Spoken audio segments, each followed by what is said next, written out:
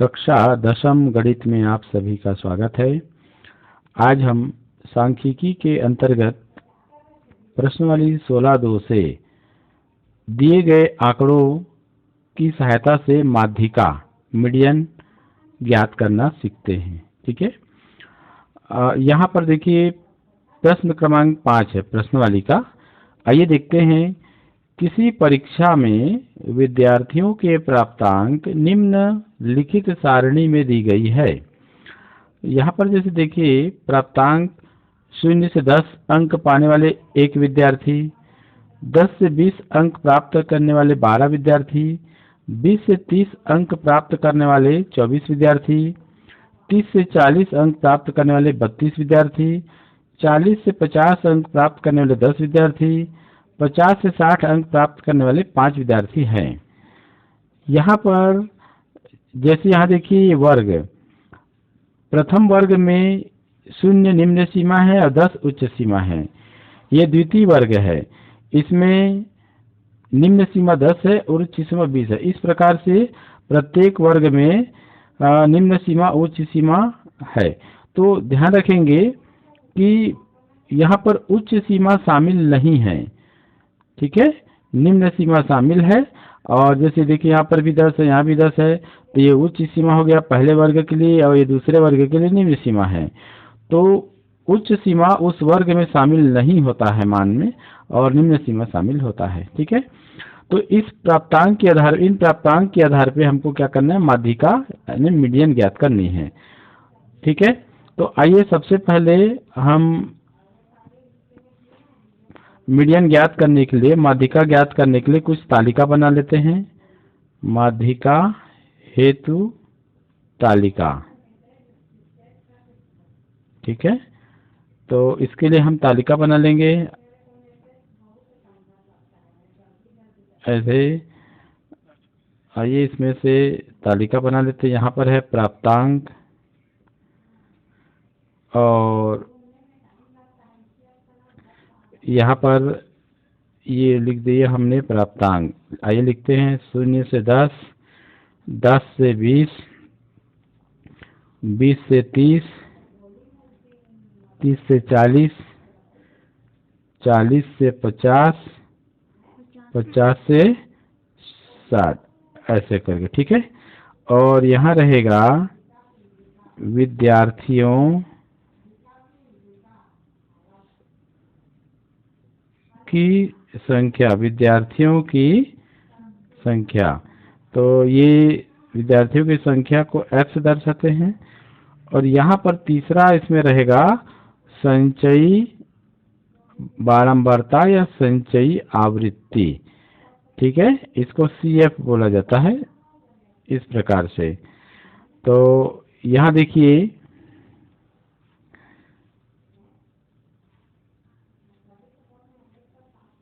इस प्रकार से बना लेंगे।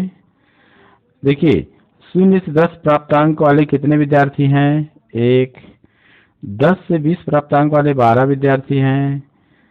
20 से 30 वाले कितने हैं? 24 विद्यार्थी।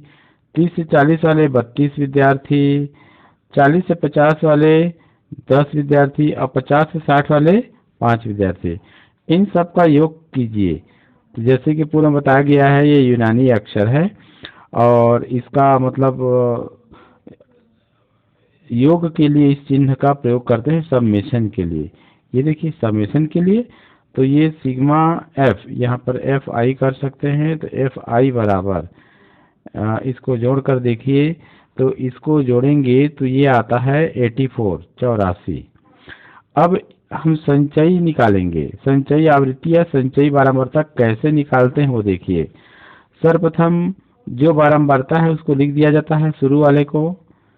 अब इसमें ध्यान देंगे, इसमें नीचे वाली बारंबारता को जोड़ते हैं। तो 1 धन 12 13, 13 धन 12 24 को जोड़िए तो 4 3 7 हो गया और 2 1 3 37।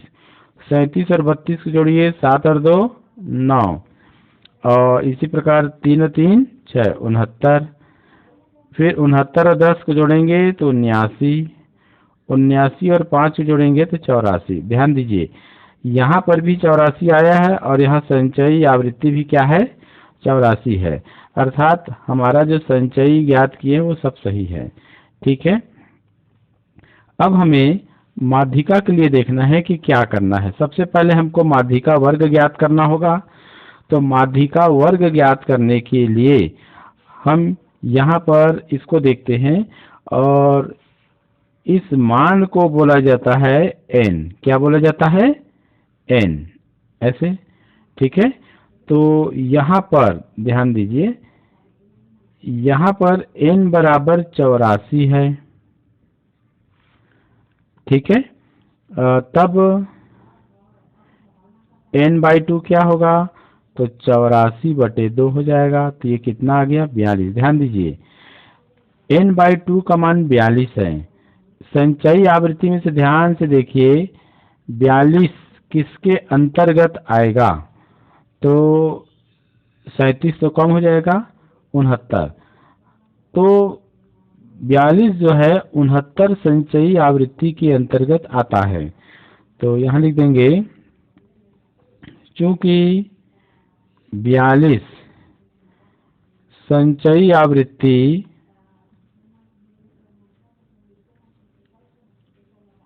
संचयी आवृत्ति 69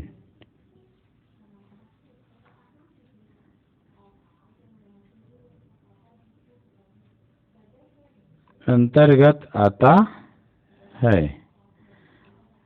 इसलिए 69 के लिए प्राप्तांक वर्ग क्या है, देखिए ये वाला हो गया 69 के लिए, ये है प्राप्तांक वर्ग।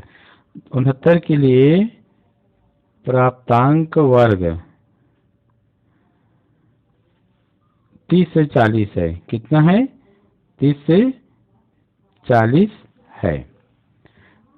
इसलिए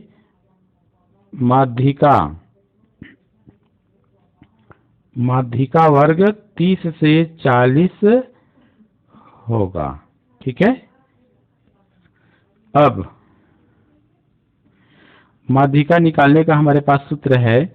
जब प्रश्न इस प्रकार का हो, वर्गीकृत अंतराल वाला हो, ठीक है, तो उसके लिए माध्यिका ज्ञात करने का एक विशेष सूत्र है। आइए उस सूत्र को हम देखते हैं। तो यहाँ पर विशेष सूत्र है माध्यिका, इसको MD लिखा जाता है। तो माध्यिका MD बराबर है L प्लस, ध्यान देना है, n/2 माइनस CF और बटे पूरे बटा F और गुणित H, ऐसे। ठीक है,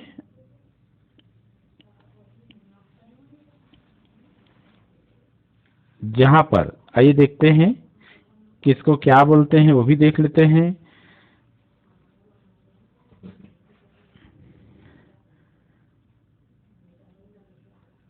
जहां पर L माध्यिका वर्ग की निम्न सीमा है, माध्यिका वर्ग की निम्न सीमा है। H क्या है, H यहाँ पर वर्ग माप है। H क्या है, वर्ग माप है, वर्ग अंतराल का माप कह सकते हैं, वर्ग अंतराल का माप। ठीक, तो और क्या इसमें आ रहा है सूत्र में, तो देखेंगे तो CF यहाँ पर माध्यिका वर्ग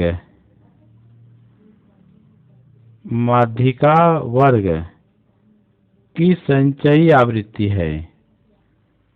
संचयी आवृत्ति माध्यिका वर्ग की संचयी आवृत्ति है ना, और F माध्यिका वर्ग